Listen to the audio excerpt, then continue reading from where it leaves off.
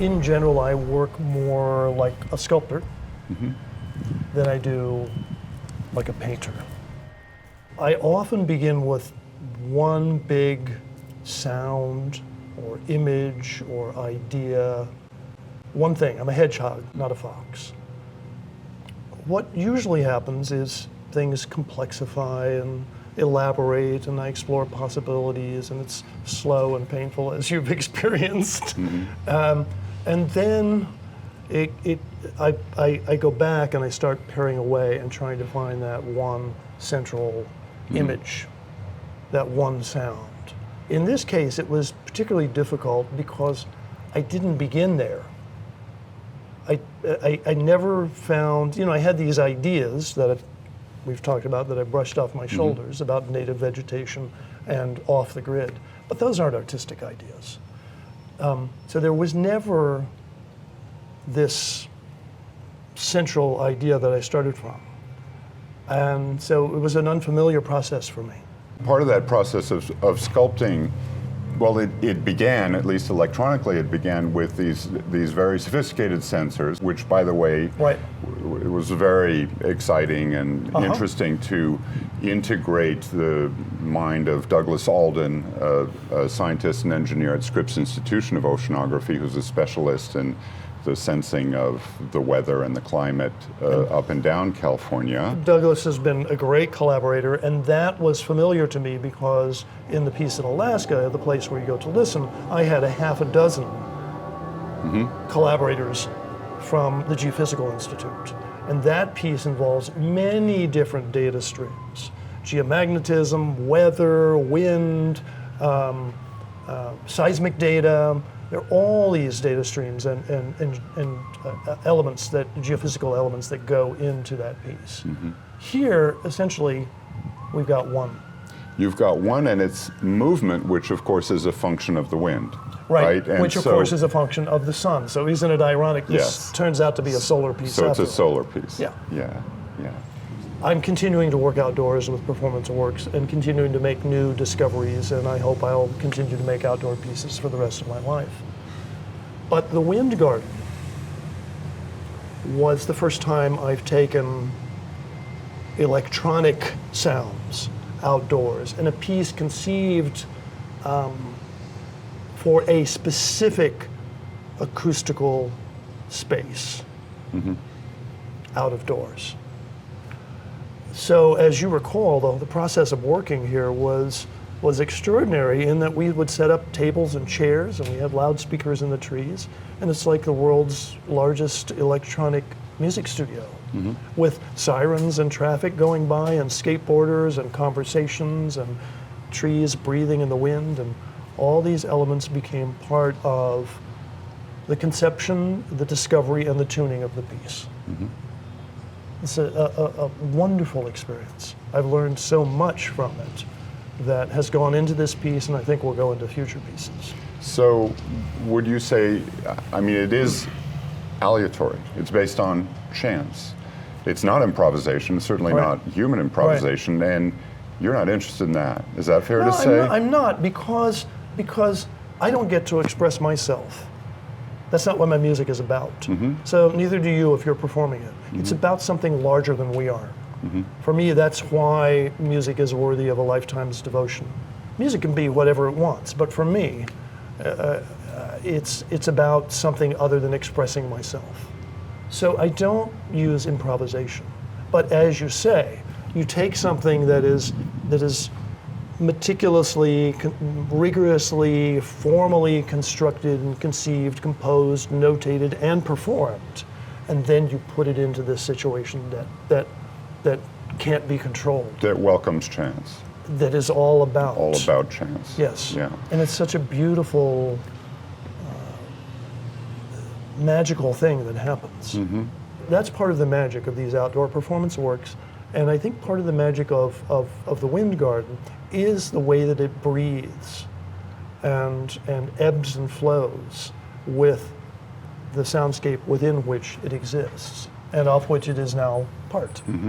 I mean, your thinking is very reasoned. You're a careful thoughtful artist. That's putting it kindly. And it's about mathematics. It's about a very structured kind of reasoning, and maybe that's necessary in order to welcome this whole element of chance and nature into it, right? Right? For me, it appears to be necessary. But I'm loving the experience of composing the way I always have, in a sense, but then setting it free into the world. And with this, you were really composing in the moment. You're not composing in advance in the sense that, I mean, you are, because this has to go forward. But you're working in the moment, responding to these tones as they're happening. Absolutely, in these trees, in that wind, and the wind the next day, and different lighting conditions, and it's not just our sensors that are moving with the trees. Our loudspeakers are moving. Right. And here in the wind garden, I was able to do something harmonically that I've been trying to do for years, and is not easy to do indoors. Because it dissolves into timbre. Exactly.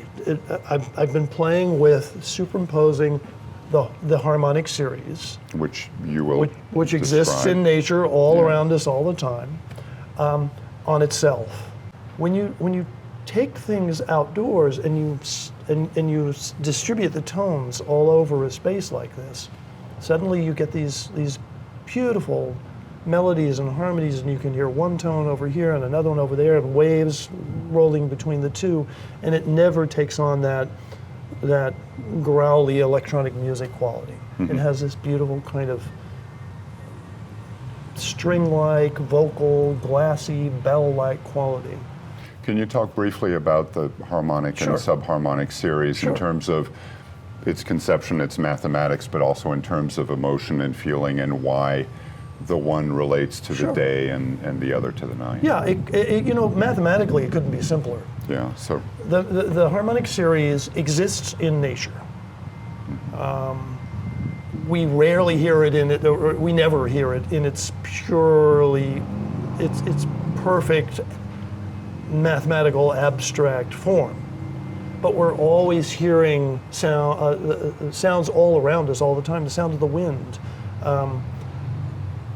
across a pipe, or through a fence, or even sometimes through the branches of a tree. You'll hear tones rising and falling. And it's all about whole number relationships.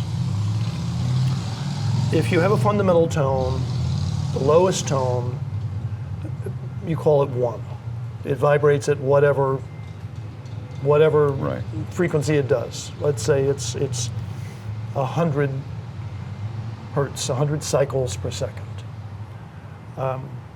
Then in the harmonic series, the next interval is an octave higher. It's 2 to 1, which is 200 hertz. And you just keep going up with whole numbers. So you go to 3, and that gives you if this is G, if this is C, then that gives you G. You get a perfect fifth, and you go on up as high as you go with whole numbers. And of course, what happens is, as the numbers get larger, and as the harmonic series rises, the intervals, the harmonic distance between two tones, gets smaller and smaller and smaller. You go 2 to 1, 3 to 2, 4 exactly, to 3, which is 5 a to perfect 4. fourth. 5 to 4 is what we call a major third, but it's only one of several major thirds that you encounter as you go on up. So this makes intuitive sense to the ear, because it's around us all the time, even though we're not really always aware of it. And as you go up through the first few intervals of the harmonic series, essentially what you get is you get a major tonality. You get something that has, at least to our ears, in our culture, a kind of bright, sound.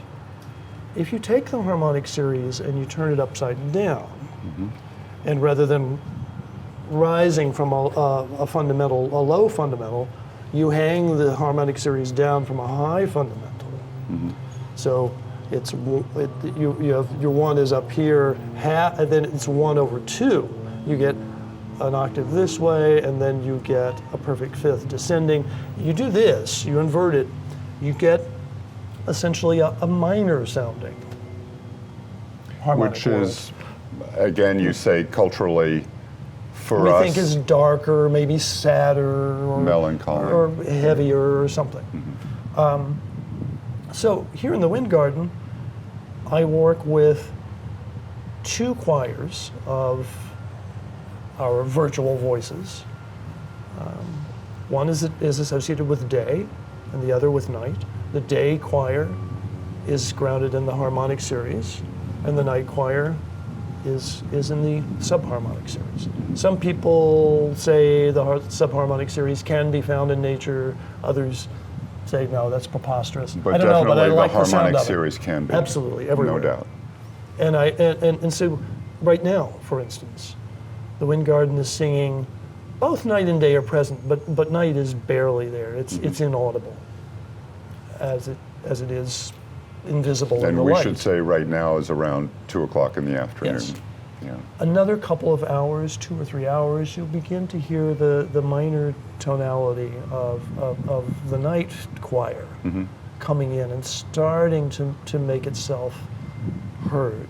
Initially as almost just a breath, and then as you get closer to sunset, the 2 come into equipoise.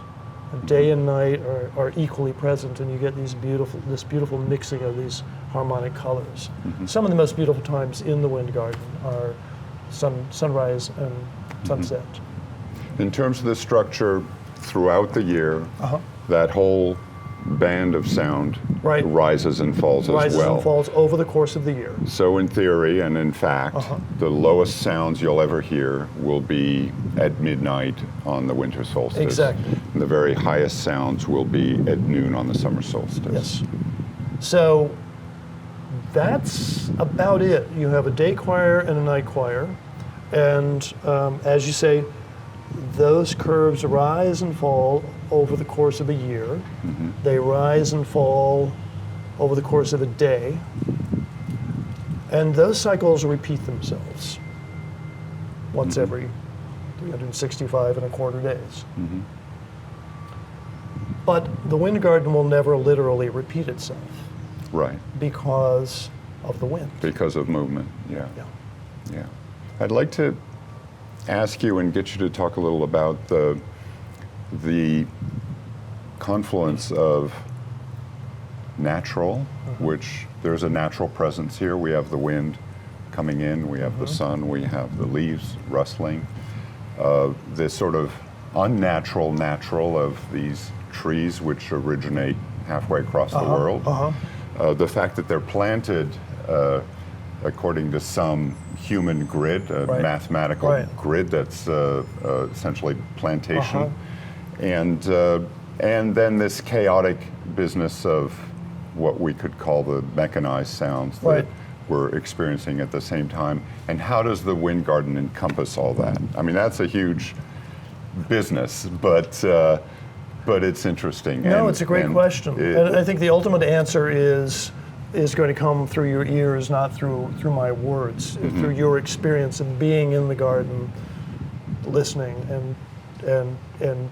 and hearing all these different elements and making your own sense, maybe not even intellectually, but just experientially. Yeah, there are times when these harmonic sounds are so high that they're in a completely different place from everything that's around. Yes.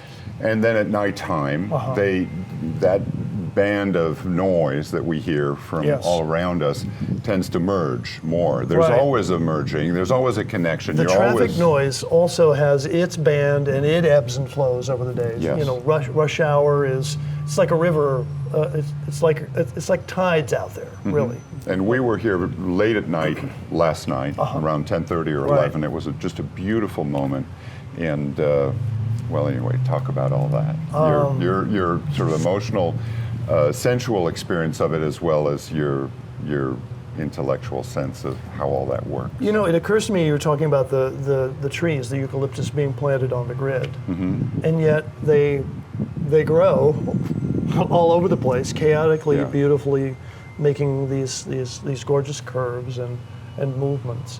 Maybe that's a little bit of a metaphor for the way this piece is conceived, composed, and the way that it exists in and breathes with the world. That is, I've got my meticulously crafted musical grid, and I put it out into this chaotic situation, and it has to rise and fall, ebb and flow to find its place within the world in ways that I couldn't have imagined. I love that, because there's always the possibility of discovery, and there's more than any of us can ever hear at any moment. But there's also just more in this piece than I could ever have imagined. Which is a beautiful place to be. This work requires, I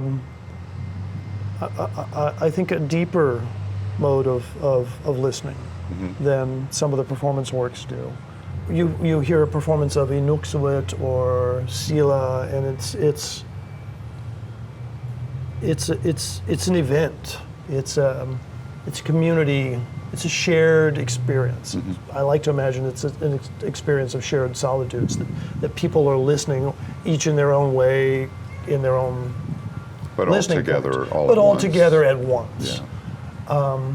And as you say, it begins and it ends. Here, I imagine the wind garden encompassing community, but in a more solitary way. I think this really is about the individual listener and the person who is going to make this work their own over time. Sure, there'll be casual visitors, and hopefully some of them will hear something that they haven't heard before, have an experience, be touched in some way. But I'm especially interested in the people who work here, the students who inhabit this campus, folks who live nearby in the neighborhood, people who will experience this work far more often and in more varied circumstances than I ever will, and for whom it may become part of the rhythm of their lives. That makes me very happy. And so it becomes integrated into the community, but it becomes integrated into the community one listener at a time. Right. Which is a beautiful thing. And there's also, I think, an aspect of kind of not an understanding. There's an aspect of mystery. You don't get it. Right. I don't get it. And it's the reaching for that. It's the seeking. It's in the not understanding that the art actually is. The work gives a great deal of freedom to the listener. But, of course, it also requires a lot of the listener. Right. I know you've struggled with establishing parameters within which it can live, because, as we were saying before, it is a living, thinking creature that has sort of is out there in the world now. We've discovered in a very dramatic way just how living and breathing a creature it is. Because it escaped its bounds during one of our winter storms in the last El Nino. Yes. This garden is alive. It has a mind of its own. Just like the frogs across the road here have a mind of their own. And Jim, my programmer, sound designer, collaborator, and I were in here last night talking about it, listening to the piece, listening to the frogs, and musing about how the frogs might respond to this piece. Because, frogs, there's this collective mind of the pond, and frogs will retune their singing in order to have a discrete bandwidth within the breadth of the environment around them. So maybe the frogs will are retune. listening. Yeah.